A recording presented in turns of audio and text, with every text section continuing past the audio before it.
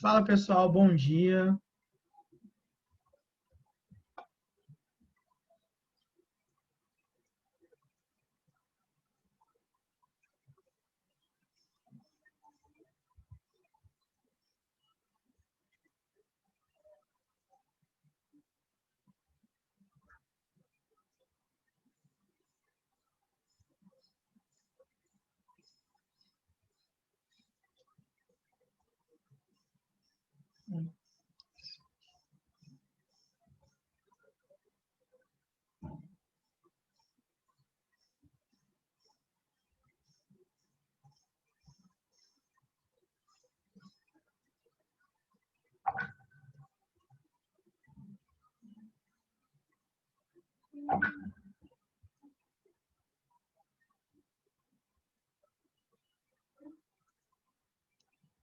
Pessoal, deixa eu te perguntar, vocês estão ouvindo legal? Estão conseguindo ver legal aí ou não?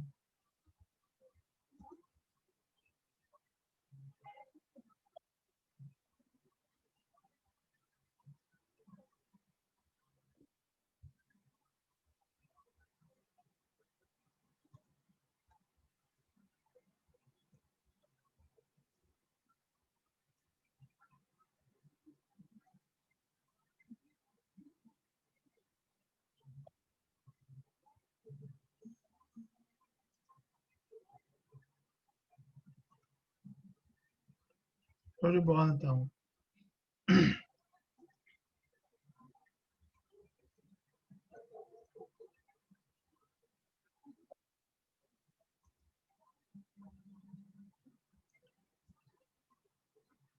Galera, só esperar mais um pouquinho, ver quem vai entrar, tá? E aí a gente começa.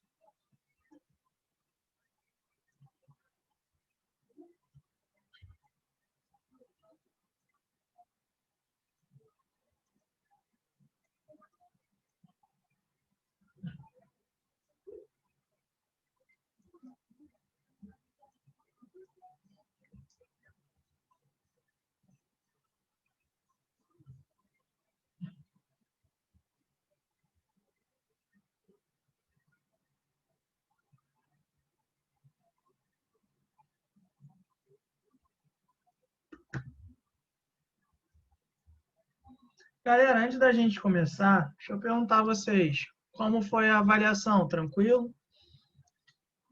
Tava difícil? A minha parte, obviamente, né?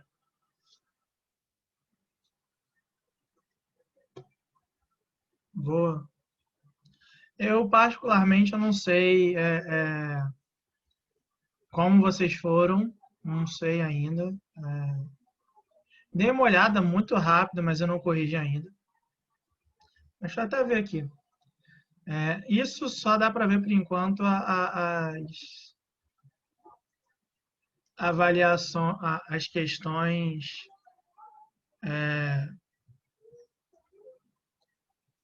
as questões objetivas, né? Não dá para ver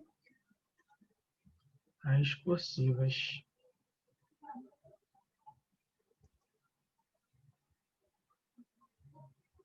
Mas no geral foram bem aqui, pelo visto. Tô vendo aqui assim, a galera foi relativamente bem. Das questões objetivas eram três, né? Só dá para o sistema corrigir elas três. Aparentemente não, né? A média ficou quase 25, né? Então tá bom. A galera foi bem por enquanto. Então tá de boa. Fico mais tranquilo em relação a isso. Mas vamos lá, gente. Podemos começar? Tá tranquilo para todo mundo ou não? Tá? Espero que todos vocês estejam bem, né? Estejam se cuidando ainda. Continuem se cuidando. E vamos lá, vamos começar, gente. Só um instante, que eu vou dar um stop aqui para organizar.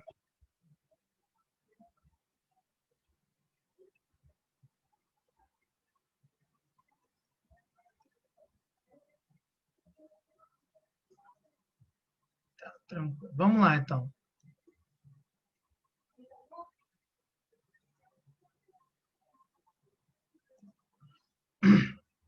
Seguinte, galera, na nossa última aula antes da prova, a gente falou sobre, olha, gente,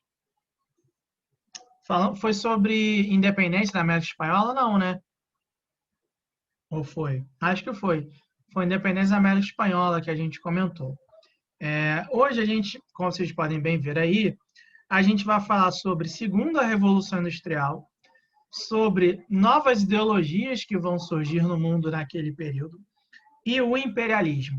Então, assim, gente, de certa forma, é muita coisa mesmo. Eu entendo a apostila ter feito isso, né? Juntado os três, mas seria algo que assim daria, né, para você fazer em 2 módulos, mas como tem que condensar, tem que se condensar, então é isso, tá? Então a gente vai começar falando sobre a segunda Revolução Industrial. A gente vai falar algumas características. Não é a intenção aqui explorar completamente todas essas características da Revolução, porque não é possível, ainda mais a gente tendo até às 11h25 para fazer isso, tá? E aí, quando a gente terminar um pouquinho de falar das características da segunda Revolução Industrial, a gente vai começar a trabalhar com ideologias que vão surgir como uma consequência dessa revolução. E, por fim, a gente fala sobre imperialismo, que também é uma consequência da segunda Revolução Industrial. Beleza? Então, vamos lá, gente. Primeiro ponto que eu quero trabalhar com vocês aqui é sobre a segunda Revolução Industrial, como eu já coloquei. Só que o que a gente tem que entender, tá? Toda vez que a gente vai falar em segunda revolução, em revoluções industriais, eu acho que mais do que nunca, esse é um tema que compete muito mais à geografia do que à história em si. Então, o que a gente vai falar aqui, o que a gente vai fazer, vai ser muito mais em trabalhar com uma abordagem sobre as consequências históricas para o processo histórico do que qualquer outra coisa. Então, por exemplo, o que a gente vai entender? A primeira Revolução Industrial, quando a gente coloca, foi a revolução que ocorreu no século XVIII, especificamente, vamos colocar dessa maneira, na Inglaterra. E aí ela tem aquelas características que a gente sempre sabe, né? O carvão, algodão, né? E por aí vai. A segunda Revolução Industrial, a gente entende que ela vai gerar uma alteração no modo de produção capitalista. Então, a gente pode considerar ela como uma extensão da primeira Revolução Industrial, que vai implementar, de certa forma, vamos colocar dessa maneira, o ideal capitalista, sendo que a segunda Revolução ela vai gerar, né, profundas alterações, profundas transformações no modo de produção capitalista. Aonde, né, que vai gerar essas transformações? Primeiro, do ponto de vista técnico-material. Segundo, do ponto de vista social. E terceiro, do ponto de vista econômico. Beleza? Do ponto de vista técnico-material, eu coloquei aqui essa ideia a partir da questão de que a gente vai notar que a segunda Revolução Industrial vai ter como mudanças, vai ter como transformações, a partir de agora, a utilização do aço, da eletricidade, do petróleo, do motor à explosão. Ou seja, a gente vai notar que antes se utilizava, né, o algodão, se utilizava o carvão. E aí agora a gente está começando a observar que essas mudanças do ponto de vista técnico-material, uso do aço, do petróleo, do motor à explosão, vão gerar uma transformação no processo produtivo. Como assim uma transformação no processo produtivo? Você vai conseguir produzir muito mais em menos tempo do que você produzia na primeira Revolução Industrial.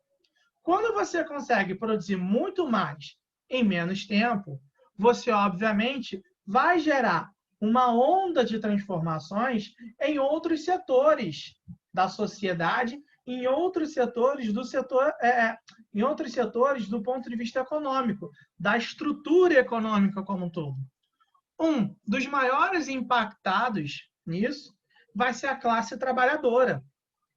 Se a gente parar para observar, quando a gente fala de primeira revolução industrial, a gente fala que os impactos na classe trabalhadora vão ser importantes, vão ser grandes na primeira revolução. Por quê?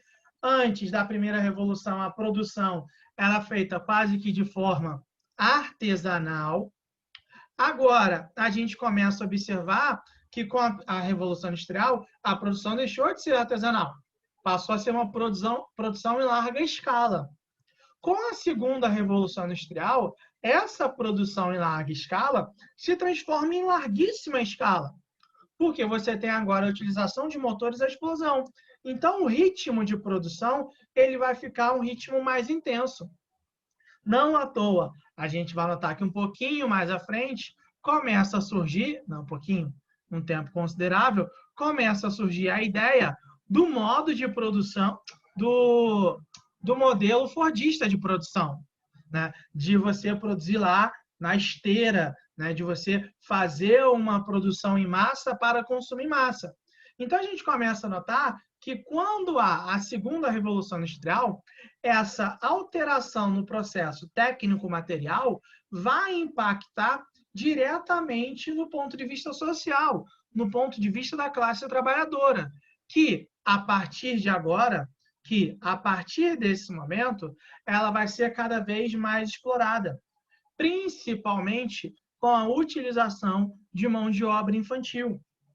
Na semana passada, por exemplo, não sei quem gosta de jogo, né, de jogar, né, eu comprei, por exemplo, o Assassin's Creed, que se passa na segunda revolução. Né, e assim, é um jogo que, do ponto de vista histórico, seja qual ele for, se for da Revolução Francesa, que tem, se for o do Egito Antigo, agora vai vir um dos Vikings, né? É um jogo que, do ponto de vista de ambientação histórica, ele é muito bom, ele é muito rico. Né? Só para a gente ter uma noção bem breve, bem rápida. Né? A Catedral de Notre Dame, lá na França, ela foi destruída, como vocês podem bem lembrar. Se não me engano, no ano passado ou no ano retrasado. Agora eu não sei. Acho que foi em 2018 que ela sofreu o incêndio. E aí, hoje, ela está sendo reconstruída e um dos pontos de reconstrução da Catedral de Notre Dame é esse jogo, Assassin's Creed. Porque quem jogou de Revolução Francesa percebe que a Catedral de Notre Dame aparece no jogo e ela aparece com uma perfeição fora do comum. Né? Então, os técnicos que estão utilizando o jogo para fazer a recuperação, para fazer a reconstrução da Catedral de Notre Dame. Esse jogo do Assassin's Creed, que se ambienta na Inglaterra do século XIX, ele mostra justamente como se deu todo esse processo de exploração da classe trabalhadora. Inclusive, uma das primeiras missões, eu comprei tem 3, 4 dias, uma das primeiras missões, como eu chamo de missão, é de você resgatar algumas crianças que estão passando por um trabalho quase que análogo à escravidão, né, em algumas fábricas da Inglaterra daquele período. Então, a gente começa a observar que, com a segunda Revolução Industrial, a gente vai ter um processo de transformação, uma série de mudanças que vão ocorrer e que vão impactar diretamente, e aí eu gosto muito mais de trabalhar com a ideia de que vai impactar na vida da classe trabalhadora, na vida da classe operária, mais do que qualquer coisa. Porque se a gente parar para pensar em um espaço, vamos colocar, de 100 anos, a gente saiu quase que de uma produção de forma artesanal por uma produção industrial em larguíssima escala e que gerou profundas transformações nas condições de vida da população. Como assim? A gente via que antes o cara que era artesão, ele trabalhava por conta própria. E aí ele trabalhava no próprio tempo, no próprio ritmo dele, e ele fazia um trabalho quase que sempre, né, único. E aí isso, obviamente, gerava impactos no preço. O que é que a gente começa a observar? Quando há a primeira revolução industrial, essa produção quase que artesanal, ela se perde. E aí ela vem para a produção industrial. Nesse primeiro momento, essas indústrias que surgem com a primeira revolução industrial são indústrias familiares. Isso não impede que essas indústrias familiares realizem, organizem um processo de uma exploração da classe trabalhadora. Ocorre. E aí, como que vai ocorrer esse processo? A gente vai notar que antes, quem tinha o artesão, ele tinha a força de trabalho e os meios de produção. Então, ele fazia todo o processo, ele sabia todo o processo. Quando a gente entra na primeira revolução industrial, esse artesão, ele deixou de ter os meios de produção e passou a ter só a força de trabalho. Por quê? Ele não vai conseguir competir com as fábricas. As fábricas produzem 30 em uma semana, um exemplo, obviamente. Enquanto o artesão, ele produz 3 em uma semana. Consequentemente, obviamente, a gente vai notar que o produto dele é um produto único, é um produto raro, mas por conta dessas características, a tendência é que o preço aumente. Enquanto a gente vai ver que na indústria, o preço ele vai ser um preço bem mais baixo, porque é um produto que é feito em uma escala maior, em um tempo menor.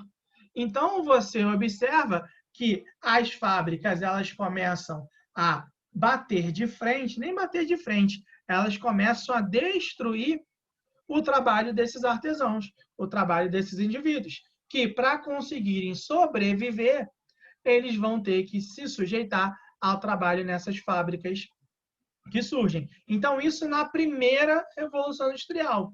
Quando a gente entra na segunda Revolução Industrial, a exploração da classe trabalhadora ela vai se intensificar. E por que ela vai se intensificar? Primeiro, porque você vai conseguir produzir muito mais, graças à revolução técnico-científica material que vai acontecer. E, segundo, para além dessa produção que vai ocorrer, a gente vai notar que vai surgir também uma mudança do ponto de vista econômico. Por quê? Vai ter uma alteração no capitalismo. Como assim uma alteração no capitalismo? Aquele liberalismo econômico clássico do século XVIII que ocorria, que acontecia, né, muito moldado ainda pelas influências do movimento iluminista, ele vai se perder. Ele vai se perder porque vai entrar um modelo que vai bater de frente com toda aquela ideia da livre concorrência, tá? Então, vai ocorrer justamente isso. O que acontecia? Até a segunda Revolução Industrial, existia a ideia da livre concorrência entre as empresas familiares, tá? Então, uma conseguia bater de frente com a outra. Já com a segunda Revolução Industrial, a gente vai começar a notar que vai ocorrer a formação dos oligopólios, tá? A formação dos oligopólios vão ser de grandes empresas que vão conseguir se adequar às novidades trazidas pela Revolução Industrial e aí vão gerar o que a gente entende como os grandes conglomerados. Qual é o problema dos grandes conglomerados? Esses grandes conglomerados são junções de empresas, vamos colocar assim, que não permitem a ideia da livre concorrência, tá? Gente, até aqui, tá dando para entender? Ficou alguma dúvida ou não? Sinaliza aí para mim no chat, por favor.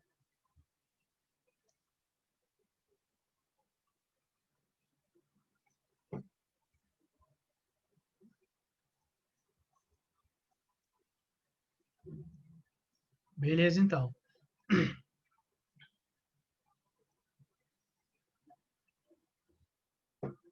E aí vão surgir os grandes conglomerados. Os grandes conglomerados são um problema para a livre concorrência. Por mais que eu defenda a ideia de que nunca existiu uma livre concorrência efetivamente. Tá? Eu tenho essa ideia muito firme na minha cabeça de que nunca existir uma livre concorrência. Mas a ideia dos conglomerados é um ponto que deixa mais clara ainda essa questão da não existência de uma livre concorrência. Vou pegar um exemplo claro aqui para a gente entender qual é o problema de conglomerados empresariais. Não sei aqui quem gosta de esporte, tá? E não sei também quem tem TV fechada, né? TV por assinatura. Na TV por assinatura, existem alguns canais esportivos, né? Então, tem os 3 canais da Globo, que são o Sport TV, 1, 2 e 3. Tem os canais da ESPN, que aí é o ESPN Extra, o ESPN Brasil e o 2 também. São 4 canais, no caso. Esses são canais do grupo Disney, tá? Então, a Disney tem canais esportivos, que é a ESPN.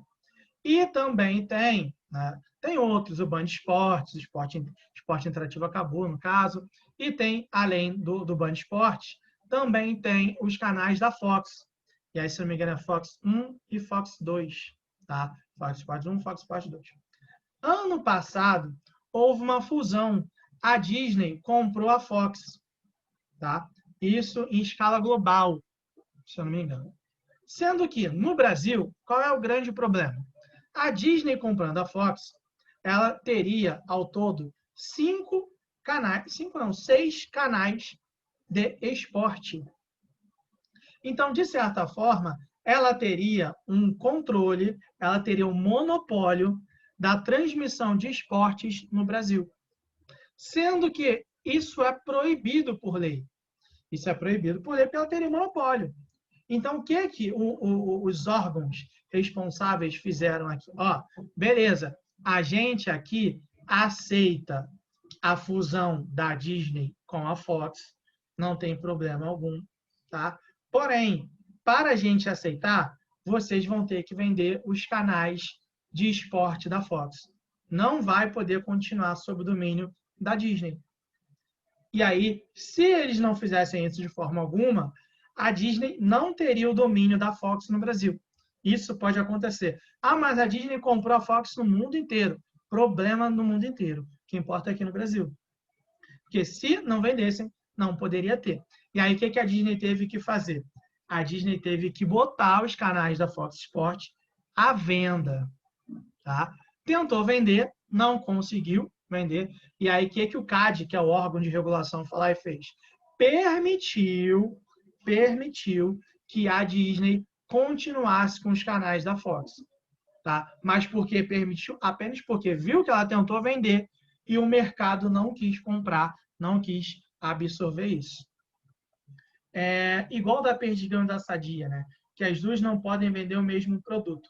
Isso. O que a Perdigão e a Sadia fez foi mais ou menos isso. Só que a Perdigão e a Sadia fez isso aqui, ó, um truste, tá? Que é uma forma de conglomerado, tá? Isso pode acontecer. E aí, exatamente, porque elas se uniram numa mesma empresa, que é a Brasil Foods, para vender, né, para ter um controle do mercado nesse setor. Isso é um problema para a ideia do livre mercado, mas se aceita, tá?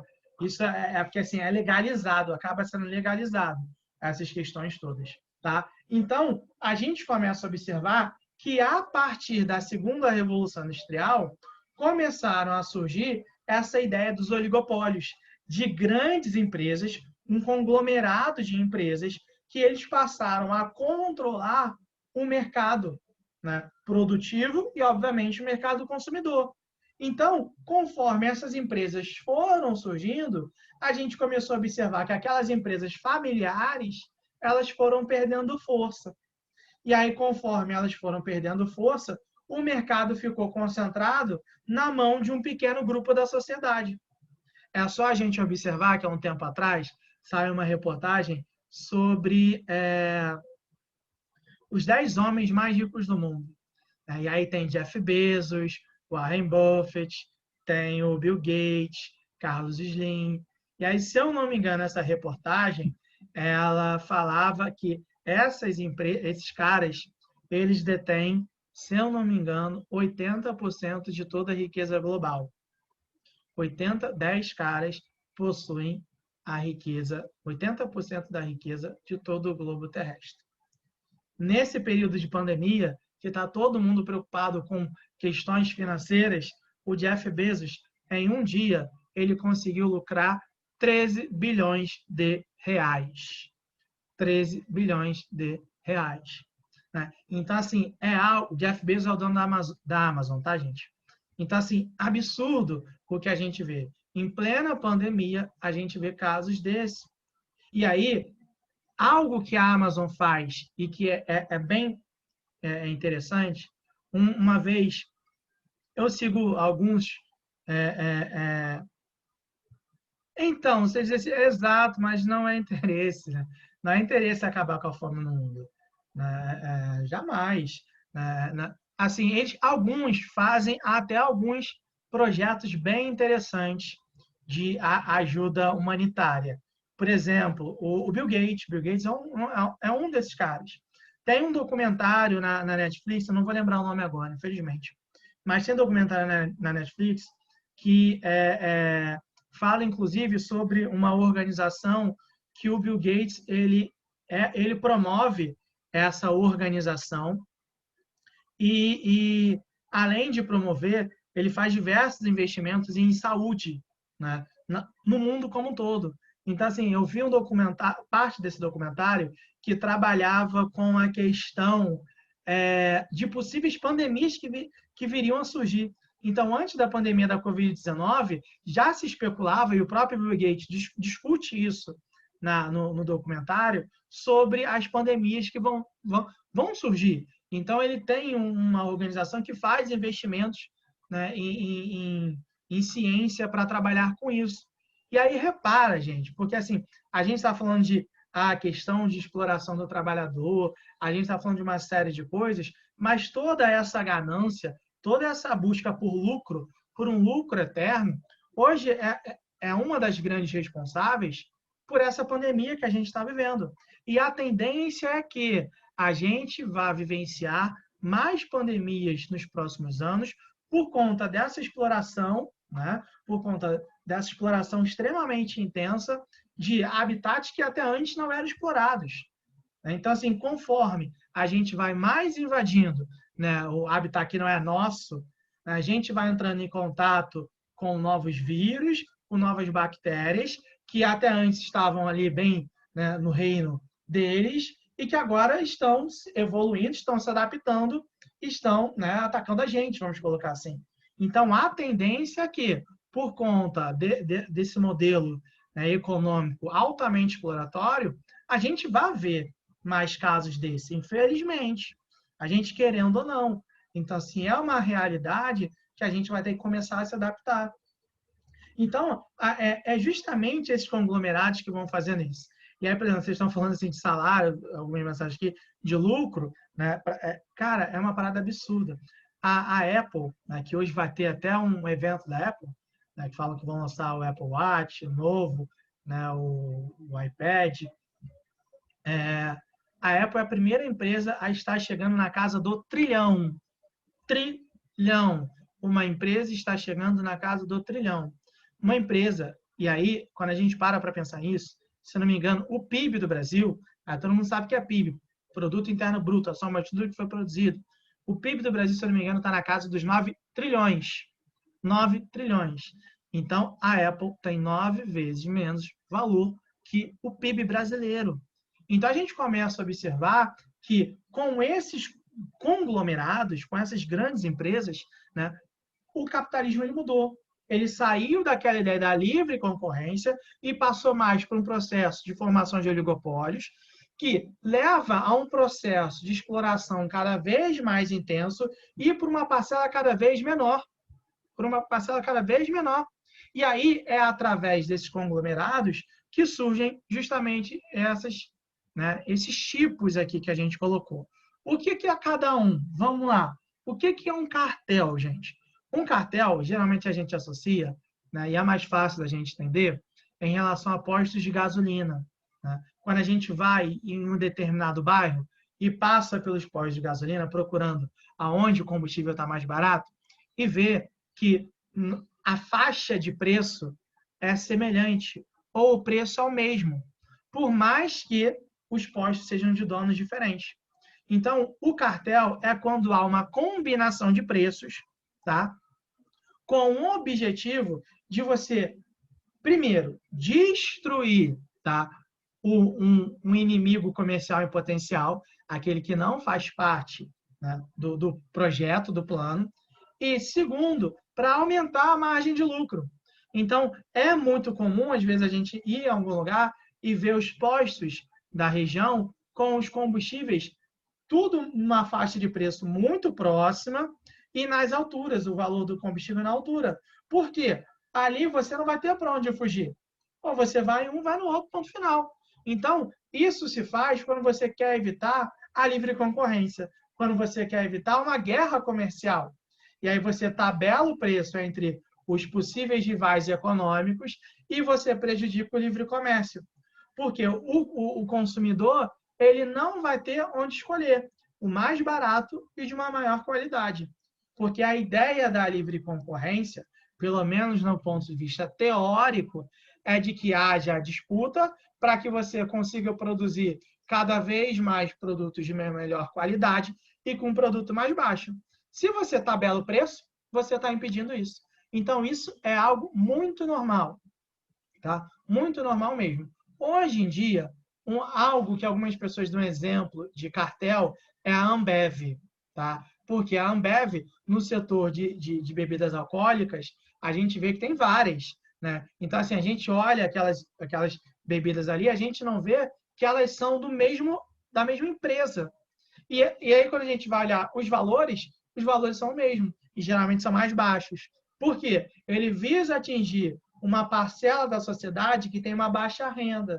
Então, você diminui o valor, você consegue recuperar a venda em larga escala e você consegue destruir ou você consegue tirar a força dos seus rivais, do seu inimigo comercial. Então, é um modelo, né, é um exemplo que hoje as pessoas estão dando, a Ambev. Tá? Então, o cartel é a combinação de preços. Um outro modelo que existe é o do truste. Tá? O que é o truste? São quando empresas do mesmo ramo elas se juntam e aí elas buscam ter o controle do mercado daquele setor ali e aí você consegue destruir os seus inimigos, vamos dizer assim. Tá? Então, por que você consegue destruir os seus inimigos? Porque juntando empresas do mesmo setor, você vai conseguir ter o controle desde o setor de produção até o setor de distribuição. Então, você consegue ter um controle sobre todas as etapas daquele ramo ali. Então, você consegue, né, ter uma lucratividade maior, você consegue abarcar um mercado consumidor maior e você vai destruindo o seu inimigo potencial. É o caso que o Emanuel colocou aqui no chat da Perdigão e da Sadia, que elas se juntaram e fundaram a Brasil Foods, que tem todo um controle de todo esse processo produtivo. Tá? Então, a questão dos trusts é essa: empresas de um mesmo ramo se juntando numa única empresa e controlando todo o setor, desde da produção até a distribuição, beleza? Então, esse é o trust. E, por fim, tá? Esses oligopólios começaram a formar os holdings. Tá? O que é o holding? O holding é quando há uma empresa mãe,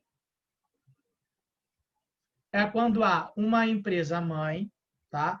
Que controla uma série de outras empresas. E aí é interessante a gente pensar por quê? É uma empresa que não tem o controle do processo produtivo.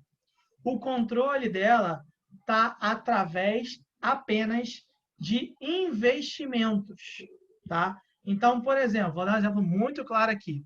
Unilever. Provavelmente vocês já ouviram falar da Unilever, né? Se eu pegar uma imagem aqui, deixa eu ver se eu acho, gente.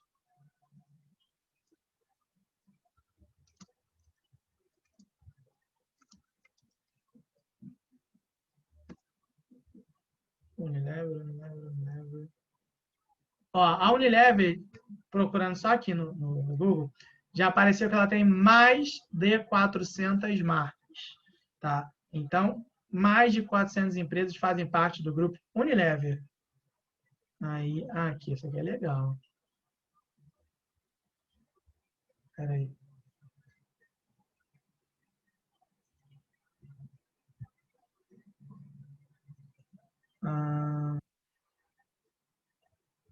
Deixa eu ver se esse aqui. Esse aqui já dá para ter noção. Deixa eu botar aqui para vocês verem.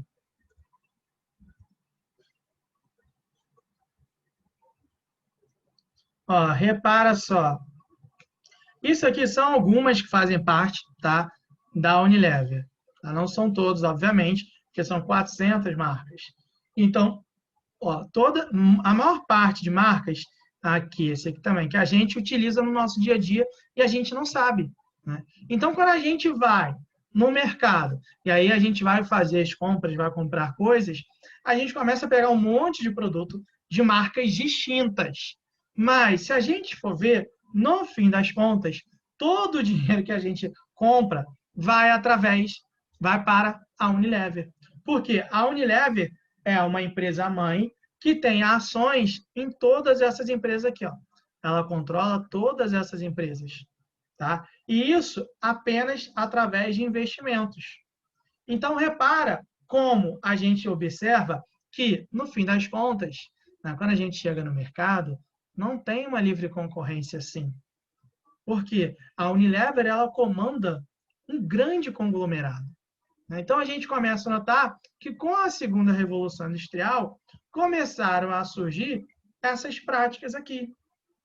E aí, conforme essas práticas elas foram surgindo, isso deu a criação do que a gente chama do capital financeiro.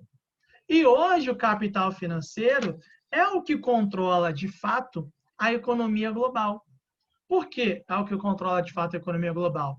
Olha só, o que é o capital financeiro?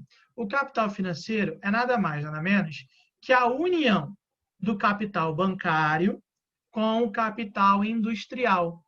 E aí, para quem está anotando, fazendo as anotações, coloca que esse capital financeiro, tá, é nada mais, nada menos que a gente chama do capital especulativo. Especulativo. Por que o capital especulativo? É um capital que ele é gerado, é uma riqueza que é gerada principalmente através da especulação financeira, através da ideia das sociedades anônimas, das bolsas de valores. Eu vou dar um exemplo aqui muito claro. Vocês já viram que o arroz tá uma riqueza.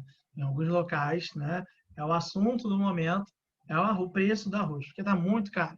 Inclusive ontem, vi na internet que a Ana Maria estava usando um colar, na Maria Braga estava usando um colar de arroz.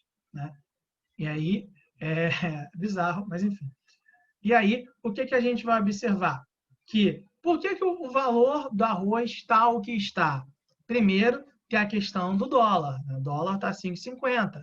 E aí, por conta de vários fatores, o valor do arroz subiu. Mas um dos fatores é porque, como o dólar está mais caro, os produtores de arroz, ao invés de privilegiarem o mercado interno, eles venderam a maior parcela do arroz para o mercado externo. E aí eles conseguiram lucrar mais, obviamente. E aí, consequentemente, menos arroz no mercado interno, a gente vai notar que o preço vai aumentar. Além do mais, o que o Brasil tem que fazer agora? Importar arroz. Importando arroz, você está pagando em dólar mais caro, então está tudo aumentando. Então, o que a gente está observando? Por que isso está ocorrendo também? Porque isso faz parte do capital especulativo. A gente vê que o valor do dólar aumenta ou diminui de acordo com o mercado financeiro, de acordo com a bolsa de valor. Se o governo faz algo que não agrada ao mercado financeiro, a gente vai notar que vai ocorrer uma queda na bolsa de valor. Se faz algo que agrade, vai ter uma alta na bolsa de valores, ou seja, na questão dos investimentos no Brasil. Eu lembro que quando se falou que havia possibilidade de se manter o auxílio emergencial de R$ 600 até o fim do ano, o mercado financeiro não aceitou isso de forma alguma. E aí, o que aconteceu? Né? A Bolsa de Valores do Brasil teve uma queda, e aí, tendo essa queda, o que o governo foi lá e fez? Recuou, porque isso aí traria problemas. E aí, por que eu falo problemas? Porque o mercado financeiro hoje é quem, de fato, controla os países efetivamente. A gente começa a ver justamente essas questões. Né? E aí, igual aconteceu com a carne, justamente isso. É quando há um aumento do dólar, e isso impacta direto. É que a gente não tem essa noção. Né? A gente geralmente para pensar, pô, o dólar aumentou. Se o dólar aumentou, vai ter mais turismo aqui, porque está mais barato. A gente, quando for vender, a gente vai vender mais caro, então vai lucrar mais. Sendo que o Brasil ele é um país que depende de muita coisa de fora. Né? Então, assim, a gente é um país que a predominância econômica ainda está no setor agroexportador. Então, a gente tem uma dependência externa muito grande. E quando a gente for comprar, a gente não vai comprar em real, a gente vai comprar em dólar. Então, isso impacta em toda uma cadeia produtiva. Né? E a gente não consegue observar justamente isso. Então, a gente começa a notar que quando surgiram, tá? Quando surgiu, no caso, o capital financeiro, esse capital financeiro ele é um capital especulativo, em que ele tem uma alternância. Ele não tem uma constância. Ele vai se alternando conforme vai acontecendo. Só que, qual é o grande ponto? É que esse capital especulativo, tá? ele alterou as relações existentes com o Estado. Como assim alterou? Os estados, e aí estados, né, nacionais, como eu estou querendo dizer, eles ficaram muito mais dependentes do capital das empresas do que ao contrário. Até antes da segunda Revolução Industrial, quem estava dependendo de alguém era o capital do Estado. Agora passou a ser o Estado dependente do capital. Só pegar um exemplo aqui, gente, mais uma vez, a Apple está chegando na casa do trilhão. Quando a Apple for negociar a entrada de uma fábrica no Brasil, quando a Apple for colocar uma fábrica, nem sei se tem, mas vamos supor que tenha, né, que vai colocar agora uma. Se for colocar, quando eles vierem colocar, cara, eles vão negociar com o Brasil, com o Estado brasileiro, de igual para igual. De igual para igual. Ou seja, eles que vão criar condições para entrar. Não é o Brasil que vai. Porque hoje as relações entre Estado e empresas se alterou. E alterou desde aqui da ideia do surgimento do capital financeiro. Porque quando as empresas vão bem, o Estado vai bem. Tá entendendo o que eu quero dizer? Porque se a empresa vai bem, ela consegue investir mais aqui. Se consegue investir mais aqui, é mais infraestrutura, é mais emprego e por aí vai. Né? E aí, isso aqui é um outro exemplo, mas isso é de uma empresa estatal, obviamente. Né? Olha, gente, a CSN, Companhia Siderúrgica Nacional, em Volta Redonda, ela, obviamente, é uma empresa de cunho estatal. Porém, olha só a relação de dependência de Volta Redonda com a CSN. Se, por algum motivo, a CSN vier a fechar, tá, sair dali, Volta Redonda acaba. Porque é uma cidade dependente da CSN. Então, tudo que envolve Volta Redonda tem a ver, de alguma maneira, com a CSN. É algo semelhante, gente, ao que aconteceu com o bairro de Piedade, aqui no Rio mesmo. Lá em Piedade tinha a universidade. A universidade? Não, esqueci o nome agora. Mas tinha a universidade. Falhou aqui o nome, mas ela faliu, tá? A universidade.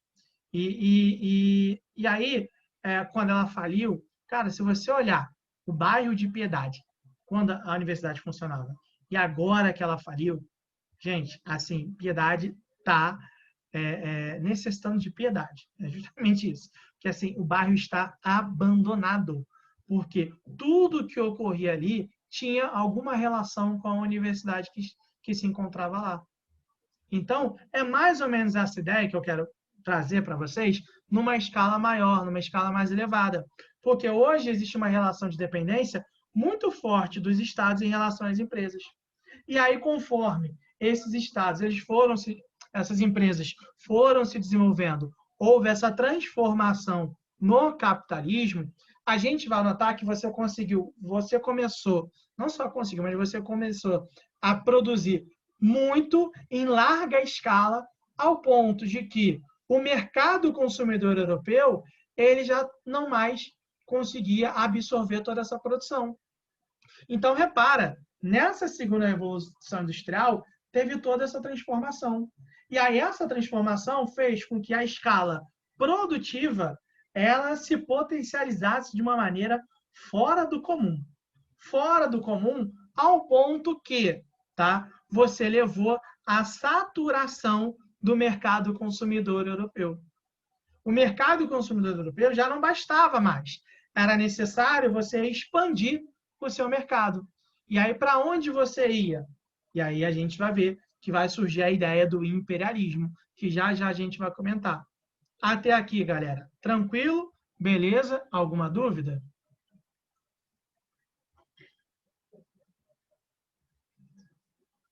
E aí, vamos lá, prosseguindo então. E, além dessa saturação do mercado consumidor, dessas transformações, eu coloquei para vocês que uma das coisas que vão ser impactadas é na classe trabalhadora. E aí, justamente, essa segunda revolução industrial, ela vai impulsionar, ela vai fazer com que surja algumas ideologias de contestação ao capitalismo, ao modo de produção capitalista como um todo. Quais são essas ideologias? Vamos lá. Primeiro, o que a gente vai observar? Que com a segunda revolução industrial, a gente já falou isso, vai ter um declínio das condições de vida e de trabalho da classe proletária, principalmente por conta da questão da ascensão da mentalidade individualista. Então, o individualismo ele vai permear na sociedade como um todo aquela ideia de lucro. Então, você querer se desenvolver, não pensar mais no social. Então, esse é um ponto que começa a acontecer. E aí, isso começou a gerar a necessidade de uma sociedade menos desigual e mais justa. Baseado nisso, surgiram dois principais movimentos que a gente vai falar: o movimento socialista e o movimento anarquista, que tem diferenças entre eles. Primeiro, a gente vai falar aqui do movimento socialista. O socialismo, a gente pode dividir em socialismo utópico, em socialismo científico, e há alguns também que consideram a ideia do socialismo cristão e do socialismo libertário.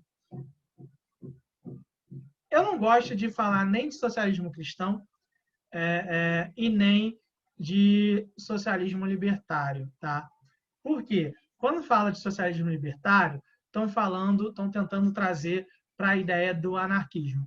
E eu não considero a anarquia como um socialismo, e aí eu explico mais à frente. E quando fala do socialismo cristão, eles falam mais de algumas práticas que a igreja defende, e que poderia aproximar do socialismo. Assim, para mim não, porque isso está muito mais no dogma da Igreja Católica como um todo, na própria mentalidade da Igreja Católica. Então, não vou associar isso ao socialismo. É mais parte da mentalidade da construção cristã, baseada na Igreja Católica, naquele momento ali. Então, não vou considerar isso. Por exemplo, através de bulas, de encíclicas, defendia uma menor exploração da classe trabalhadora.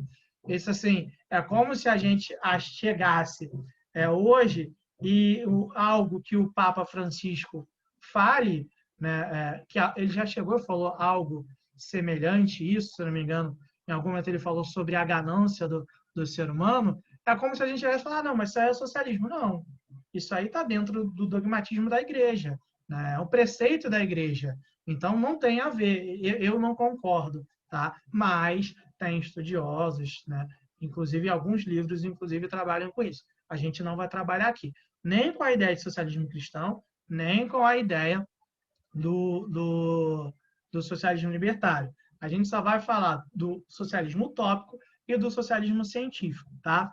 O primeiro é o socialismo utópico. Tem como um dos principais nomes Owen, Fourier e por aí vai. Por que a gente chama de socialismo utópico? Como a gente já está dizendo no nome, vem baseado da ideia de uma utopia, né? Algo que é impossível de ser alcançado. Vamos colocar desta maneira. É algo que fica muito mais no campo das ideias, muito mais no campo dos sonhos. Esse nome de socialismo utópico, ele foi muito mais dado a partir da construção do socialismo científico, a partir da construção do socialismo proposto pelo Marx e pelo Engels, que tinha duras críticas a esses pensadores como Owen e Fourier, porque eles colocavam, basicamente, que as propostas do Owen e do Fourier eram propostas paternalistas e generalistas. Como assim? Eram propostas que não visavam dar a autonomia, a liberdade para a classe trabalhadora. Eram propostas que, segundo eles, queriam fazer com que os trabalhadores tivessem melhores condições de vida, mas essas melhores condições de vida guiadas pelos chefes, pelos patrões. Por exemplo, o Owen era dono de fábrica.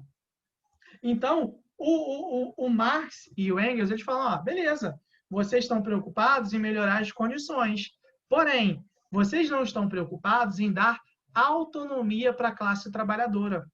De nada basta dar melhores condições se você não der autonomia para eles terem uma vida plena, para eles conseguirem se desenvolver como um todo. Tá? Então, eles começam a falar isso. E um outro ponto que eles colocam é, beleza, vocês, além de paternalistas, são generalistas. Por que são generalistas? Porque acreditam que, se em um lugar uma experiência deu certo, vai dar em todos os outros lugares. E não é bem assim. Não é bem assim por quê? Aí vem, né, a explicação do Marx e do Engels. Né? Eles colocam que você não pode pegar um exemplo e generalizar para todos, porque não vai funcionar. Pode ser que funcione, mas aí é uma exceção à regra se funcionar. E por que eles estão colocando isso? Porque eles entendem que, para você analisar a história, você precisa da ideia do materialismo histórico. Eu botei aqui dialético, gente, eu viajei. É materialismo histórico. Depois eu vou até mudar lá no Google Drive. Você precisa do materialismo histórico. O que seria o materialismo histórico? Seria a ideia de que eu só consigo compreender a história da sociedade humana baseado na produção material. Pô, Lucas, está complicado. Como assim eu só consigo entender a história humana a partir da produção material? Vou explicar para vocês. Eu só consigo entender, compreender a sociedade do período medieval baseado na produção material deles, no modo de produção deles. Como assim? Vamos lá. Vamos partir para a sociedade da Idade Média. Como a sociedade se organizava? A sociedade se organizava lá em clero, nobreza, camponeses, não era isso? E por que o clero e a nobreza eles estavam acima dos camponeses? Porque eles eram donos de terra. E o modo de produção ali era baseado no uso da terra, na transformação da terra. Então, a produção material era dependente da terra. Se é dependente da terra, quem tem terras controla a sociedade. Está vendo só a ideia que ele está querendo colocar? Então, você consegue produzir através da terra. Quem tem terra é quem comanda a sociedade, porque é quem está produzindo.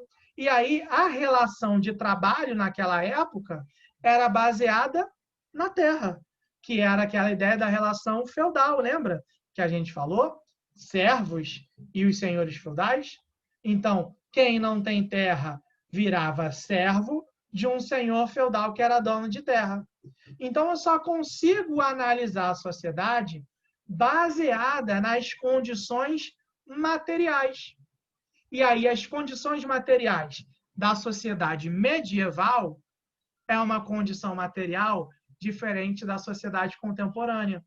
Eu não vou conseguir analisar a sociedade de hoje da mesma maneira que eu analiso a sociedade medieval.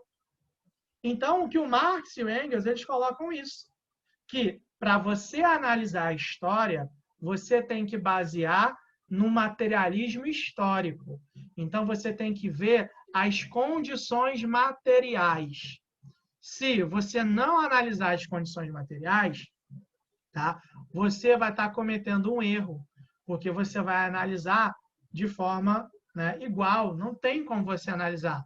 Isso é importante a gente entender, porque o Marx, por exemplo, ele tem uma visão extremamente e bastante economicista da história.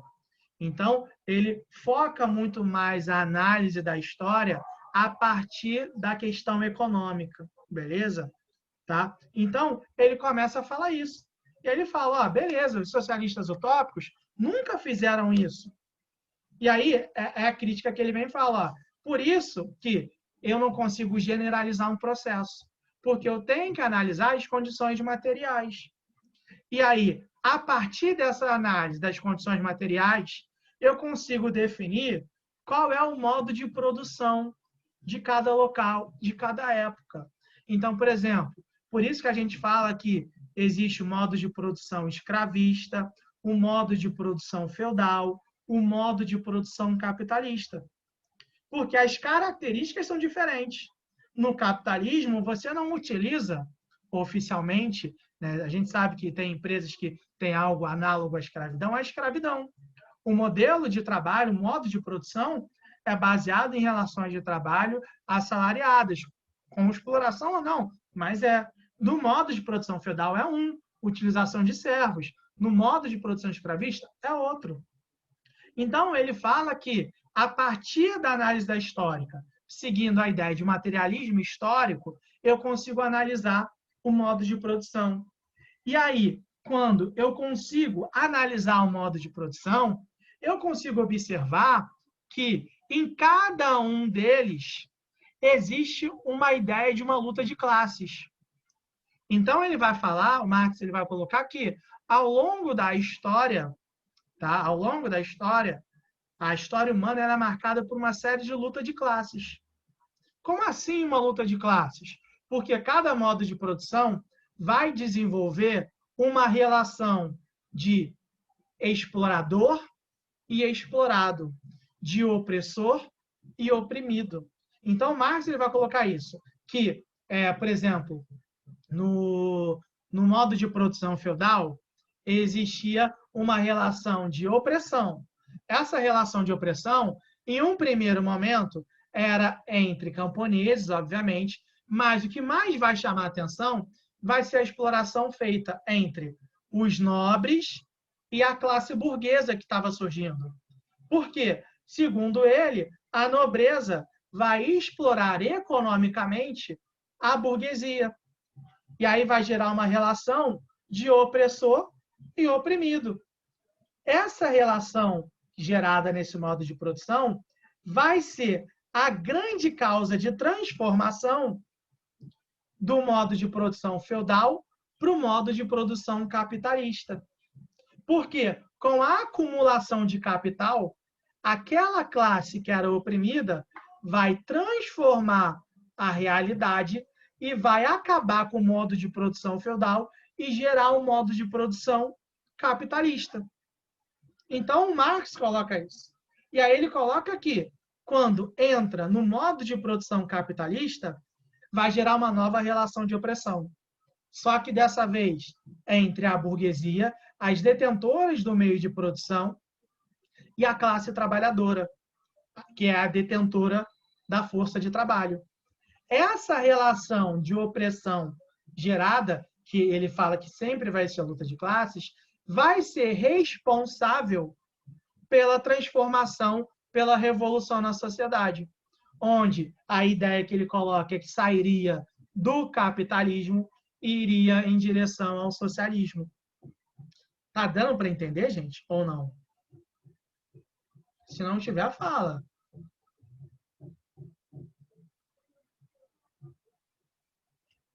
Então, ele coloca justamente isso, que a opressão gerada a partir da Revolução Industrial, a partir do surgimento do modo de produção capitalista, vai levar a uma luta de classes, e essa luta de classes, né, ele coloca que a opressão gerada, ela vai ser a responsável pelo fim do modo de produção capitalista. Então, o capitalismo, segundo ele, vai gerar, através de suas ações, o seu próprio fim. Por quê? Vai se notar que vai surgir uma luta de classes, essa luta de classes vai ser responsável pelo surgimento de um movimento socialista. E aí, ele vai escrever lá a obra dele inicial, que é o Manifesto Comunista, que a gente falou nas revoluções liberais, lembra? Que eu coloquei que em 1847 ele fala, né, ele escreve o livro, publica o livro, e aí em 1848, a Revolução dos Povos lá, a Primavera dos Povos, né, no qual há um movimento, né, socialista dentro da França, que faz uma revolução, gera a volta da República na França, e aí depois vem o Luiz Bonaparte e faz, né, e coloca o Segundo Império dentro da França. Então, o Marx coloca isso. Sendo que ele vem e coloca o seguinte, ó, que existem algumas etapas de superação do capitalismo. A primeira etapa seria o socialismo e o estágio final seria o comunismo. O socialismo seria uma fase de transição, no qual haveria o termo que utiliza, e hoje é utilizado de forma errônea, que seria a ditadura do proletariado. Tá? Quando ele diz a ideia de ditadura, não é a mesma terminologia que hoje. Tá? É aquilo que eu costumo falar. As palavras elas alteram seu sentido ao longo do tempo.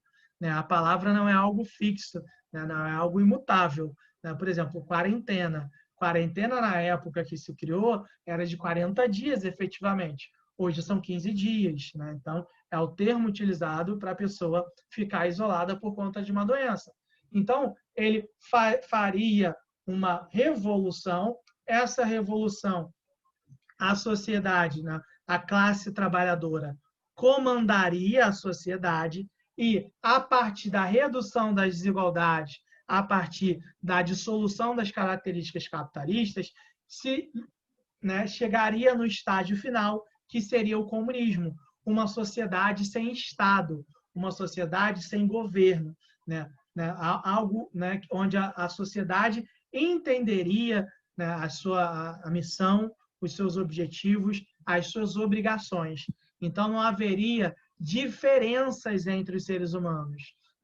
A sociedade não seria dividida em classes, mas seria apenas seres humanos produzindo, vivendo em harmonia. Seria essa a ideia. Seria um estágio máximo, que, obviamente, deveria passar, depois de muito tempo, por todo um processo bastante longo.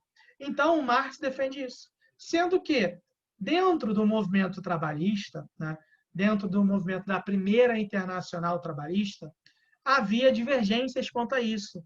E dentro dessas divergências vinha a figura do Bakunin, tá? Russo, Mikhail Bakunin, que ele era contrário ao socialismo.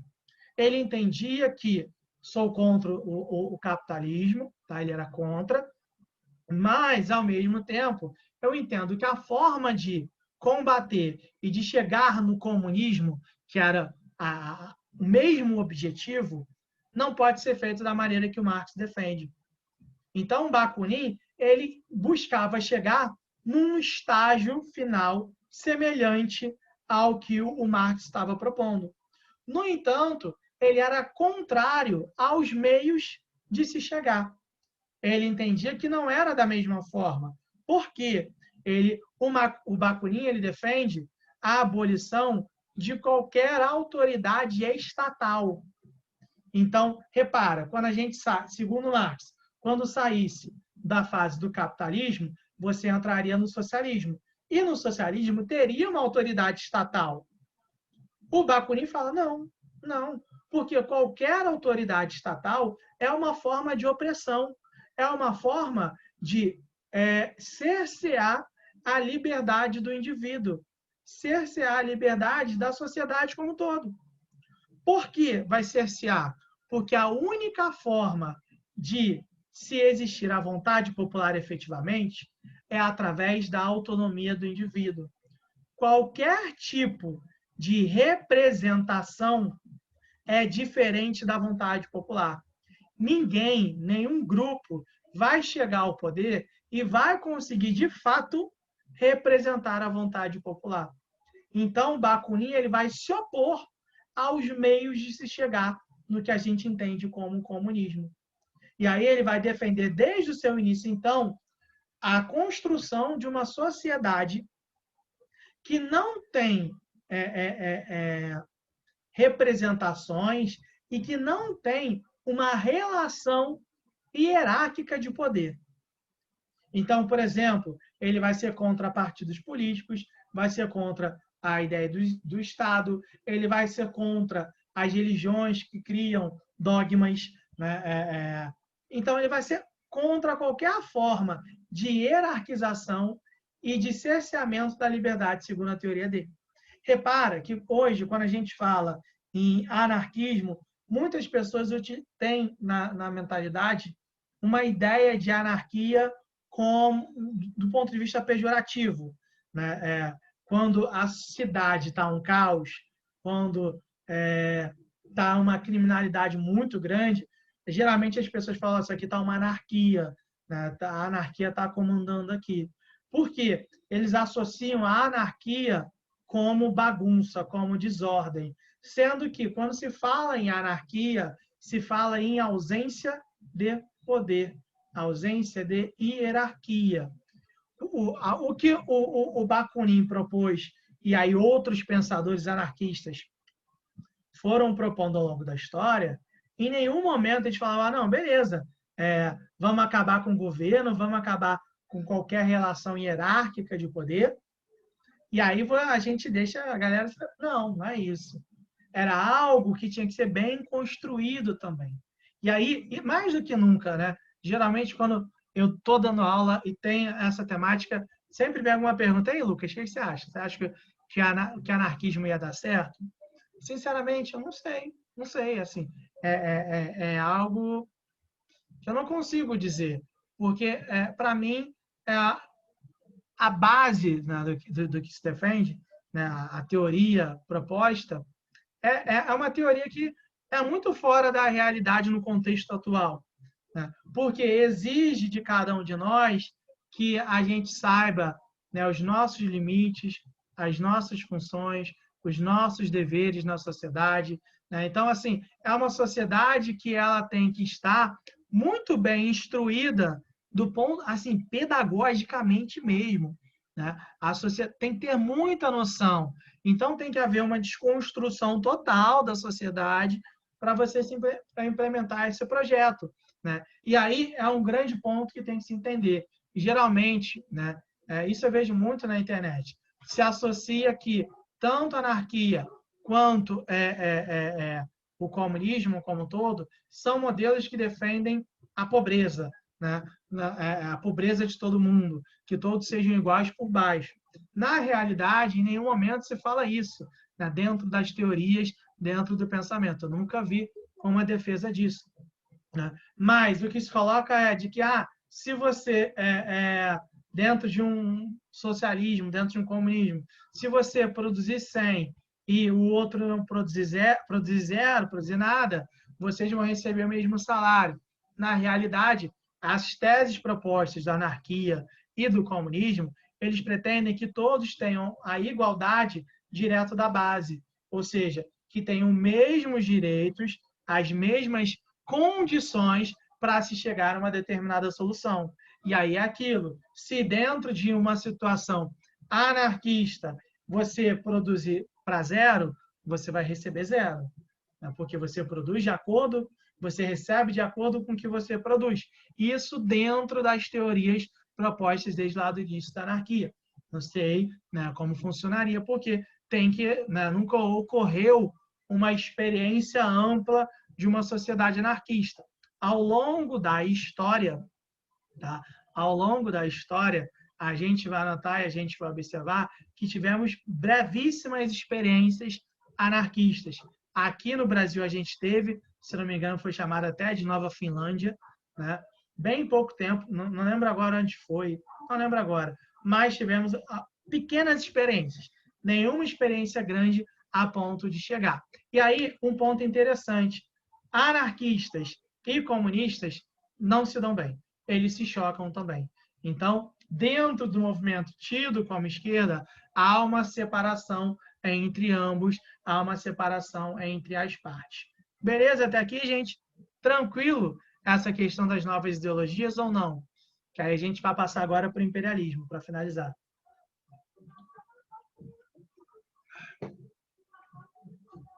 Então, vamos lá. Deixa eu recuperar aqui um pouquinho, vamos lá. Então, a gente começa a ver justamente essas características, a gente começa a ver justamente essas coisas como um todo. Então, essas novas ideologias, elas surgiram como uma consequência do processo de exploração realizado, né, a partir do desenvolvimento da segunda revolução industrial. Sendo que, eu falei aqui com vocês isso daqui, ó, que houve uma saturação do mercado consumidor europeu. Essa saturação do mercado consumidor europeu fez com que eles passassem a olhar com outros olhos algumas regiões que até então eles haviam deixado de lado. Por quê? Primeiro, era necessário não só expandir o mercado consumidor, mas também expandir a exploração de matéria-prima. O que eles tinham já não bastava. Então, eles precisavam arranjar outras regiões para pegar matéria-prima e explorar o mercado consumidor delas. É nesse contexto que eles começam a olhar para a África e para o continente asiático. Começam a olhar para essas duas regiões. E aí, repara, eu não posso chegar na região, eu não posso chegar naquele local ali e falar que eu quero explorar aquilo ali. Beleza, estou vindo explorar aqui, né? Mas assim, é pura e unicamente econômica. Eu só quero isso, né? É quase aquele filme do Hassum, O Candidato Sincero. Não pode chegar e fazer isso.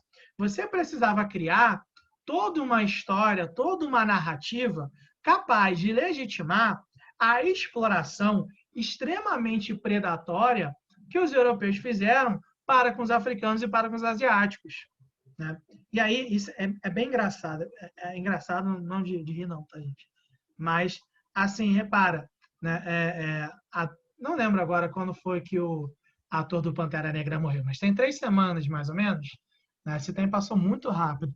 Mas passou o filme dele, né, na Globo. E aí teve recorde de audiência, essas coisas como um todo. E aí, quando ele morreu, eu acompanho muito o Twitter, né? Já falei isso. E aí no Twitter estava tendo uma discussão, né, que tem discussão de tudo lá, né? Enfim, de que em relação ao filme do Pantera Negra, tinha uma pessoa que preferia mais o personagem o irmão dele, né, o Michael B. Jordan, do que o Pantera Negra. Eu não sei qual é o nome do personagem do Michael B. Jordan. Não sei. Mas, enfim, preferia o irmão dele. Por que preferia? Preferia pelo fato... É irmão, né, gente? Eu acho que eu estou confundindo. Mas, enfim, mas preferia esse daí. E preferia pelo fato de que ele foi retirado da sua terra, essas coisas. Ele passou por todo aquele processo que eles relacionam com o imperialismo europeu na África. Né? Então faz tudo isso. E aí ele, quando chega ali, ele chega, de certa forma, para se vingar, vamos colocar dessa maneira. Sendo que uma parte interessante do filme está muito relacionado, né, às obras artísticas, a uma série de relíquias que hoje tem, por exemplo, nos museus europeus. Né? Há um tempo atrás, há um pouquíssimo tempo atrás, eu vi uma reportagem de que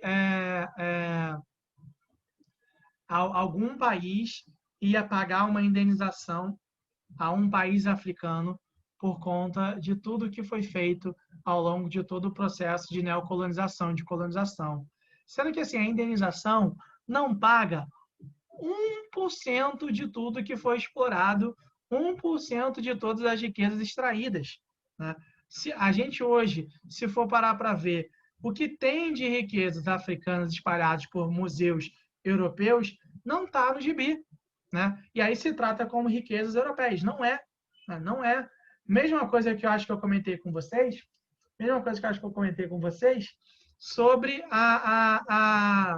eu cheguei a comentar do vídeo que eu vi, inclusive foi no Twitter, mas se não me engano era do TikTok, que a mulher, uma portuguesa, chegava e falava que não entende porque os brasileiros são tão burros em história, né? Aí falava lá que os brasileiros são burros porque eles acham que Portugal roubou a riqueza deles.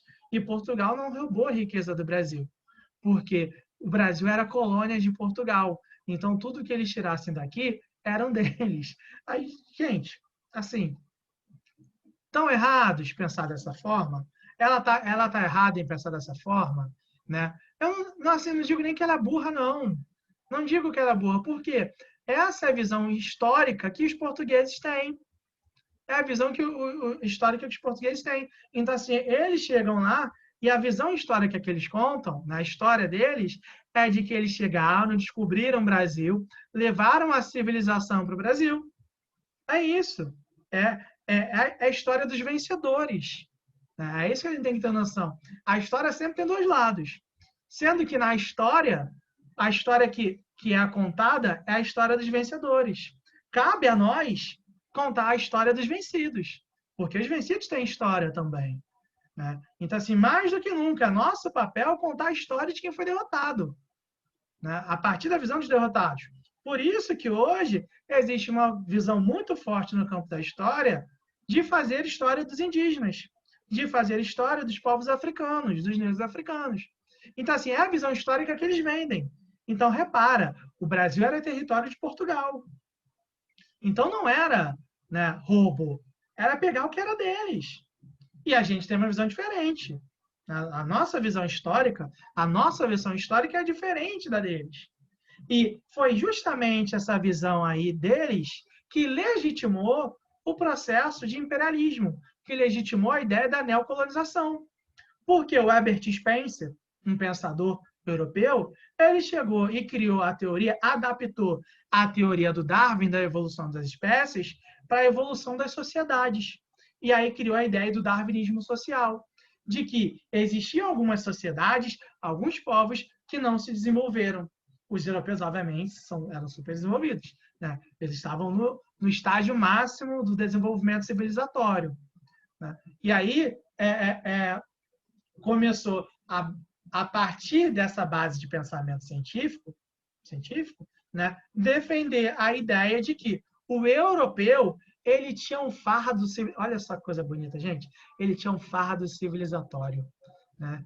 É uma missão, mas é uma missão árdua, é uma missão pesada, e que ele, né, não tem problema, ele vai se cansar, mas ele vai civilizar os outros povos. Coisa linda, gente, fico arrepiado falando disso. Né? Então ele vem com essa ideia, ele começa a defender isso. E aí, obviamente, isso era para legitimar toda a dominação, toda a exploração que eles estão fazendo, que eles começaram a fazer no continente africano, no continente asiático. Então começa a ver, e aí, gente, vem várias teorias, né, tentam comprovar que existem diferenças, né, entre os africanos e os europeus, e aí utilizam crânios para fazer esses estudos, para mostrar as diferenças. Tem um cara que eu tenho um cientista agora que eu não lembro o nome dele, mas ele utilizou 2 crânios, e aí dizendo que um crânio mostrava claramente como o africano ele é inferior, o negro era inferior, porque tinha uma diferença no crânio e tal. E aí depois se descobriu que os 2 crânios eram de europeus, né? Que era uma face do que ele estava fazendo ali. Então, assim, é nesse nível. É daí que surge a ideia do racismo científico, né? Da ideia do racismo biológico, de que havia diferenças entre povos, e aí isso gera aquela ideia de um é inferior e o outro não. Então, isso passou a ser utilizado como forma de legitimar toda a exploração que os europeus começaram a realizar no continente africano, no continente asiático. E aí, a partir dessa legitimação, eles iniciaram o seu processo de colonização efetivamente. E aí, esse processo é baseado na ideia de protetorados, de colônias e de áreas de influência. Pô, Lucas, qual é a diferença entre eles? Vamos lá. Protetorado. No protetorado, o país ou a região continuava tendo um governo próprio, sendo que, com a influência do país europeu, do colonizador, vamos colocar assim, tá? E eu vou pegar um exemplo aqui: o Egito e a Índia. Egito e Índia continuavam tendo um governo próprio, sendo que esse governo era subordinado aos interesses ingleses, que eram da Inglaterra, tá? Então era basicamente essa. Então o protetorado é uma região que continua tendo um governo próprio, mas não independente, influenciado pelos objetivos, pelos interesses da nação que está comandando ali, beleza? A colônia, gente, é igual aqui no Brasil, né? A metrópole tinha um controle total sobre toda a estrutura, sobre toda a organização, então não muda nada. E aí a gente pode ver, por exemplo, a Argélia. A Argélia era uma colônia francesa, tá? E também tem a ideia das áreas de influência. Na área de influência, não há uma dominação, tá? Há um controle do ponto de vista econômico. Continua tendo um governo local, mas esse governo, por conta de conflitos ou até guerras, ele é obrigado, tá, a abrir brechas, a abrir a economia para investimento, para o capital externo explorar.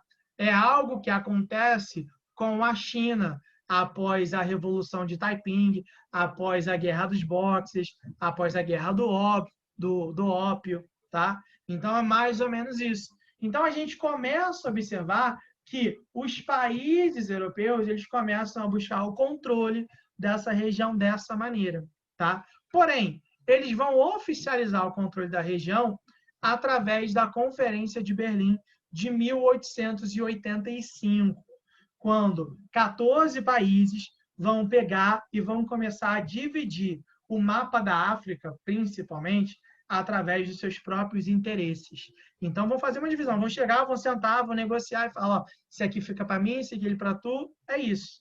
É basicamente essa ideia que começa a acontecer. É isso que a gente começa a surgir. Não à toa, gente, quando a gente vai olhar o mapa da África, deixa eu botar aqui,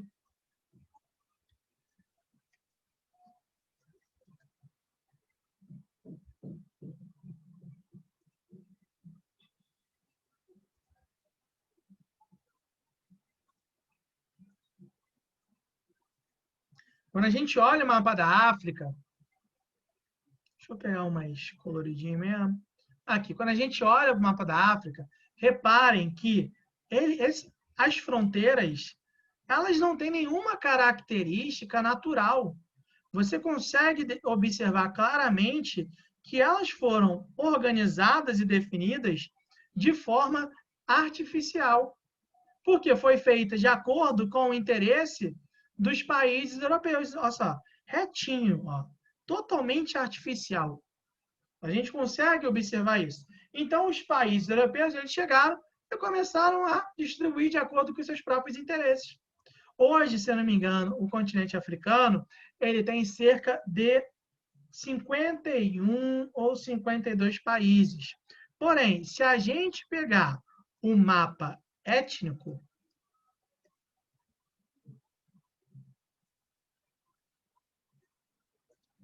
a gente vai notar que a África deveria ser dividida assim. Então, repara a diferença entre o mapa político, está aqui né, nessa imagem, e o mapa étnico da África. Se eu não me engano, a África tem mais de 800 etnias. Obviamente que aqui a gente não está falando, que eu não estou falando, que na África deveria ter 800 países. Não é isso, tá? Mas você reduzir o mapa étnico de 800 para o mapa político em 50 é um absurdo também. E o que foi feito? Assim que os europeus começaram a chegar naquela região, eles começaram a juntar, colocar em um mesmo território né, grupos étnicos rivais. E esses grupos étnicos rivais obviamente, eles guerreavam, e isso facilitava a entrada do europeu ali e o controle do europeu. Quer ver um filme que todo professor já passou isso alguma vez na vida? Hotel Ruanda. Hotel Ruanda é um filme maravilhoso que trabalha com os Tutsis e os Zulus, que eu acho. Né? É um filme maravilhoso que vem com isso. Né? Então, assim, é basicamente essa ideia que a gente começa a observar. Então, houve uma divisão muito clara. Não à toa começou a surgir nesse momento a ideia, e isso já caiu em vestibular, tá, gente? Que a Inglaterra era o império onde o sol nunca dorme. Não sei se vai aparecer alguma imagem aqui com isso. Aqui, tá? Por quê? O que a gente começava a observar? Que existe a Comunidade Britânica de Nações, tá? Essa Comunidade Britânica de Nações envolve uma série de regiões. E aí, repara, a Inglaterra ela tinha colônia aqui, aqui, aqui, uma aqui, na Ásia e na Oceania. Então, começou a circular a ideia de que a Inglaterra era o império onde o sol nunca dormia. Porque aqui fazia parte da Inglaterra. Então, se aqui fosse de noite, ali estava sol. Então, nunca anoitecia na Inglaterra. Porque a Inglaterra conseguiu ter um controle de diversas regiões do mundo. E essa questão já cai no vestibular da UERJ, no vestibular específico da UERJ. Tá? Então, ela pedia para discutir justamente isso. Porque a Inglaterra tinha a Grã-Bretanha, no caso, né? Tinha um controle muito grande de várias regiões por conta da atitude imperialista que eles exerciam. Beleza? Até aqui? Porém, além desse caso, o que mais chama atenção, pelo menos a mim, para mim, no caso, é a questão do Congo belga. Por quê? Hoje, a região que é o Congo foi uma colônia da Bélgica, mas não desde o início. Porque no início, assim que foi dividido através da Conferência de Berlim, o Congo belga foi propriedade de um carinha chamado Leopoldo II. Esse senhor aqui, ó. Leopoldo II, ele era dono de um território, dono de uma nação. Ele comprou aquilo ali, tá, gente? Ele era dono de uma nação. Comprou não, ele tomou, né? E depois ele vendeu para a Bélgica. Ele era dono de uma nação. A gente costuma falar, né? Eu não gosto de fazer essas comparações, mas a galera faz muito, que critica-se o Hitler por ter feito um genocídio, né? Mas ninguém fala do Leopoldo II. Realmente, ninguém fala dele. E o Leopoldo II ele matou cerca de 10 milhões de congoleses. 10 milhões de congoleses, porque aquilo ali era propriedade privada dele. Tá? Só isso. E aí uma prática que acontecia muito eram dos castigos físicos lá, contra quem não queria trabalhar. Eita, fiz besteira. Contra quem se revoltava. Por exemplo, aqui, ó. Esse é um tipo. Eita, gente, tá sinistro. Esse é um tipo de castigo físico que ocorria. Mas o mais comum, tá? Era de ver casos. Eu tinha visto aqui a imagem.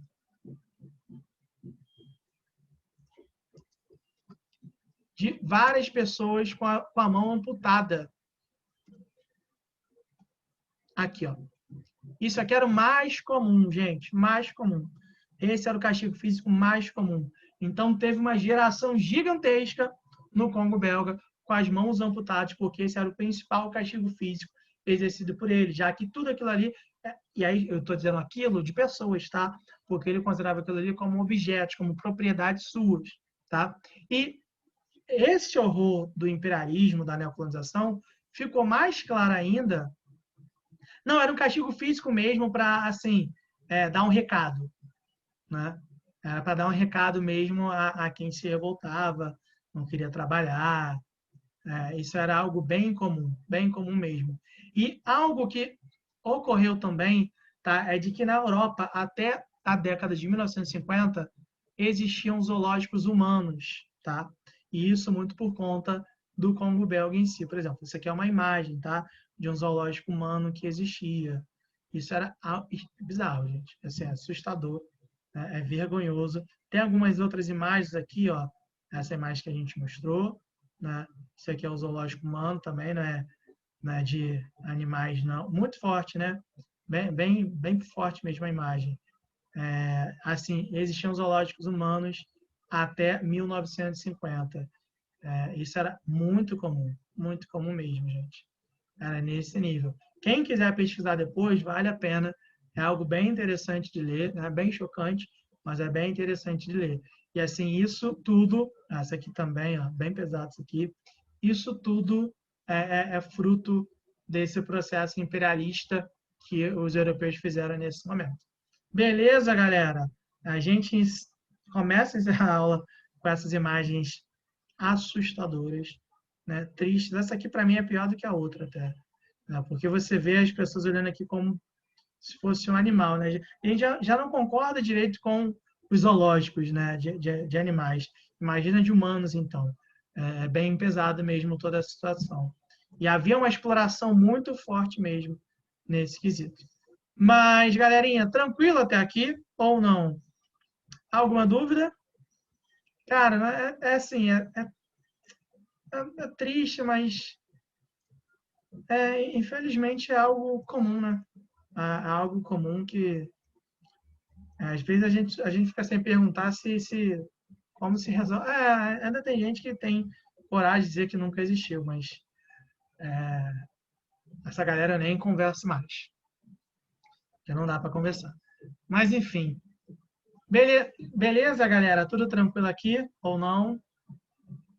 Alguma dúvida?